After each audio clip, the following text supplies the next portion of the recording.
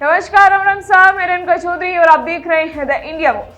संसद का शीतकालीन सत्र आज से शुरू हो गया है और इसकी शुरुआत से ही राजनीतिक हलचल ने सभी की नजरें भी खींच ली है। प्रधानमंत्री नरेंद्र मोदी ने संसद के बाहर मीडिया को संबोधित करते हुए बिहार के हालिया चुनाव में बढ़ चढ़कर मतदान करने वाली जनता और खासकर माताओं और बहनों की भागीदारी की सराहना की। उन्होंने कहा कि इस बार लोकतंत्र की ताकत साफ दिखाई दी है और भारत ने साबित भी कर दिया है कि democracy can deliver. PM Modi ने विपक्ष पर निशाना साधते हुए कहा कि कुछ पार्टियां लगातार हार नहीं पचा पाती हैं। सुनिए वीडियो। सदन के माध्यम से राष्ट्र को भी लाभान्वित करेंगे और इसलिए मेरा आग्रह रहेगा कि हम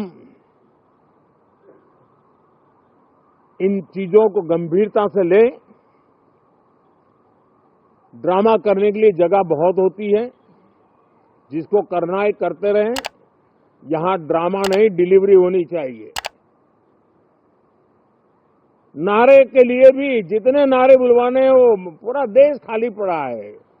जहां पराजित होकर के आए वहां बोल चुके हो, जहां अभी पराजय के लिए जाने वाले हो वहां भी बोल दीजिए, लेकिन यहां तो नारे नहीं, नीति पर बल देना चाहिए और वो आपकी नियत होनी चाहिए।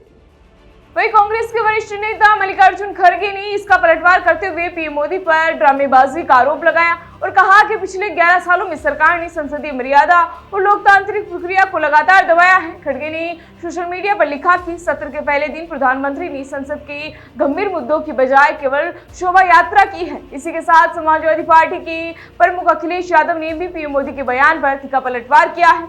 अखिलेश ने कहा कि ड्रामा कौन करता है ये सबको पता है। सुनिए अखिलेश यादव का पूरा वीडियो। ड्रामा तो आप भी जानते हो कौन करता है। ये मुस्कुराहट बता रही है कि ड्रामा कौन करता है। ड्रामा, डेमोक्रेसी, केवल इसलिए ड्रामा शब्द का इस्तेमाल करना क्योंकि डी से डेमोक्रेसी है। हम ये चाहते हैं कि सिंसियरिटी से काम हो ऐसा है और कोई भी मतदाता छूटे नहीं।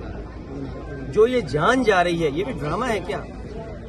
हमारे साथियों ये बताइए, जो बीएलओ ये जान चली गई जिनकी, ठीक है, ड्रामा था कि जान जाना? तो ये शब्दों पे मत खेलिए, इधर उधर मत जाइए। इलेक्शन कमीशन की जिम्मेदारी ये बनती है कि सभी का वोट बन जाए और बीजेपी तो ऐसा ड्रामा करती है पुलिस से मिलकर के रिवॉल्वर लगवा देती है वोट डालने जाओगे। वो भी ड्रामा ही था शायद, रिवॉल्वर लगाना, मतदाता को रोकना। वो आज तस्वीर है नहीं मेरे पास, लेकिन आपके पास सब होगी आर्काइव में तस्वीर।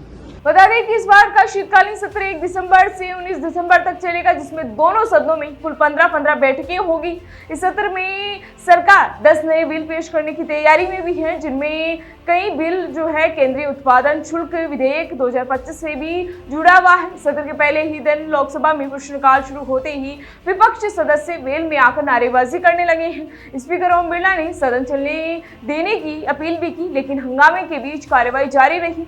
इसके अलावा राज्यसभा में विपक्ष की रणनीति को अंतिम रूप देने के लिए मल्लिकार्जुन खड़गे ने आवास पर विपक्षी नेताओं की बैठक भी हुई, जिसमें राहुल गांधी, डीएमके की कनिका मोझी, शिवसेना की प्रियंका चतुर्वेदी और प्रेमचंद गुप्ता भी मौजूद रहे।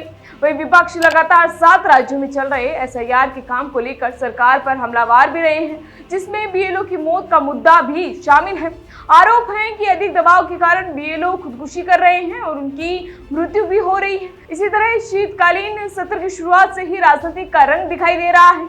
एक तरफ सरकार की प्रगति और नए बिलों के जरिए राष्ट्र को आगे बढ़ाने की कोशिश में है, तो दूसरी ओर विपक्ष एसआईआर और सरकारी नीतियों पर सवाल उठाकर हंगामा भी कर रहे हैं। वही कहा तो ये भी जा रहा है कि ये सत्र राजनीतिक टकराव नहीं कर नीतियों, सुरक्षा और स्वास्थ्य संबंधी कानूनों के प्रस्ताव और लोकतांत्रिक बहस का एक नया महत्वपूर्ण मंच भी बनता जा रहा है, जिसे देश भर की जनता बड़ी उत्सुकता और निगाहों के साथ देख भी रही है। फिलहाल इसी तरह की जानकारी के लिए बने रहिए हमारे साथ और देखते रहिए द इंडिया मूव्स। नमस्कार।